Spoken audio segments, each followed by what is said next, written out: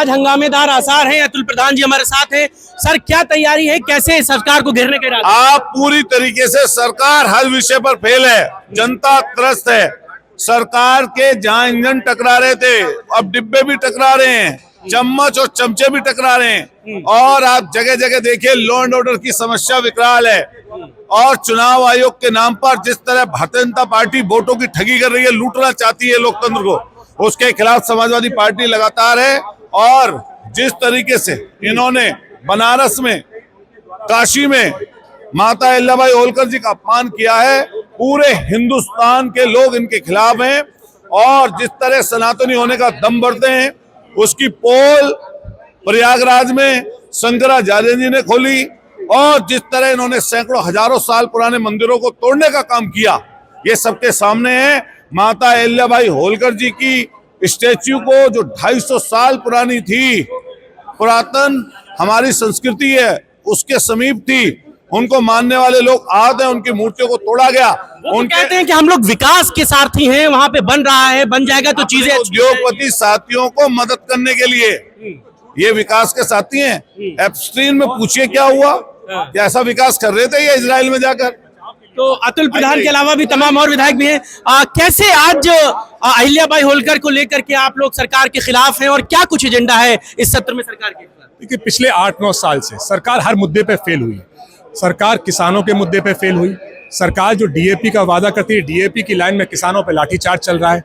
बेरोजगार जो नौजवान है, जो शिक्षित नौजवान है, जो ये सपना देख के आया था कि पढ़ेंगे लिखेंगे तो बनेंगे नवाब, वो संविदा की नौकरी की तरफ उसको धकेला जा रहा है। वो दर दर की ठोकरें खा रहा है। और हमारे महापुरुषों का लगातार अपमानित किया जा रहा है। हमारे महापुरुषों को जिन्होंने जो हिस्टोरिकल चीज़ों का निर्माण किया है, पुनर्निर्माण किया, आदरणीय लोकमाता अहिल्याबाई होलकर जी ने मणिकर्णिका घाट का पुनर्निर्माण किया, उसके साथ छेड़छाड़ करके उसको तोड़ने फोड़ने का काम किया जा रहा है, जिससे पूरा पीढ़ी समाज आहत है, खासकर पाल बघेल धनगर समाज। हम इसका घोर विरोध करते हैं और इस अपमान का मुद्दा हम मजबूती से सदन में उठाएंगे। आपको लगता है चूंकि ये सत्र अब चुनावी साल में जाएगा और ये बजट सत्र बड़ा इंपॉर्टेंट होगा, सरकार पूरा खजाना खोल देगी, सरकार चाहेगी कि जनता को लुभा लिया जाए?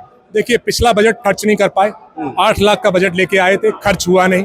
पिछले बार 6.5 लाख करोड़ का बजट लेके आए थे, खर्च हुआ नहीं। रोडें टूटी पड़ी हैं, किसानों को डीएपी मिल नहीं रही है, बिजली निजीकरण की तरफ धकेल रहे हैं, बिजली दे नहीं पा रहे हैं।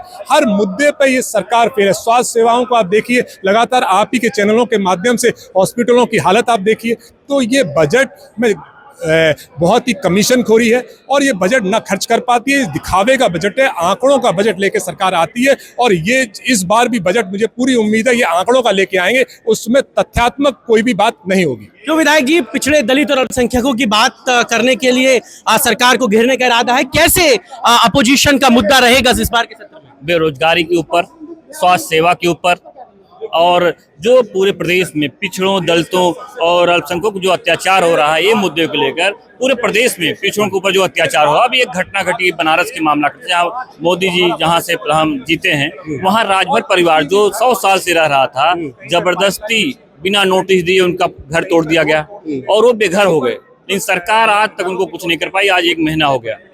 आप पिछड़े और दलितों की बात कर रहे हैं। अभी कुछ दिनों पहले बुंदेलखंड में एक बड़ा मामला हो गया। एक लोध विधायक है वहां के, राजपूत साहब, उन्होंने मंत्री जो हैं स्वतंत्र देव सिंह, उनकी गाड़ी का घेराव कर दिया और कहा कि सरकार जो काम करा रही है वो ग्राउंड पे नहीं है। कैसे देखते हैं? पूरे प्रदेश में कहीं भी सरकार का कोई काम ग्राउंड पे नहीं है। चाहे बेरोजगारी का मुद्दा हो, चाहे स्वास्थ्य का मुद्दा हो, चाहे रोड का मुद्दा हो, चाहे कानून व्यवस्था का मुद्दा हो, चाहे स्वास्थ्य शिक्षा, कोई मुद्दा हो, पूरी तरह सरकार उस पर फेल है। तो देखिए, बजट सत्र से पहले चूंकि सभी तैयारियां हैं और इन तैयारियों में आपको विधायक अपने हाथों में तख्ती बैनर लिए नजर आते हैं। वो सरकार के खिलाफ खुले तौर पर इस बजट सत्र में 2-2 हाथ कर लेना चाहते हैं, क्योंकि अब ये साल चुनावी साल होगा और इस चुनावी साल में सरकार भी चाहेगी कि जनता को हर तरीके से लुभाया जाए।